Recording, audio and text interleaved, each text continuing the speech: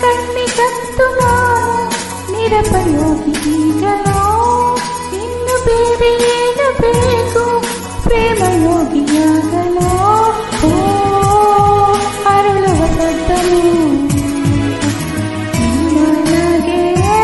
ಕೇಳಬಲ್ಲೆ ನನ್ನ ಏಕಾಂತವನ್ನು ತಿದ್ದಿಕೊಡು ನೀನೀಗ ನಿಂತಲೇ ನಾನೇನು ಸುಂದರೇನು ನನಗಿಂತ ಚೋಟಿ ನೀನು ತುಟಿಯಲ್ಲಿ ಮುಚ್ಚಿಟ್ಟುಕೋ ಮುತ್ತೊಂದಳು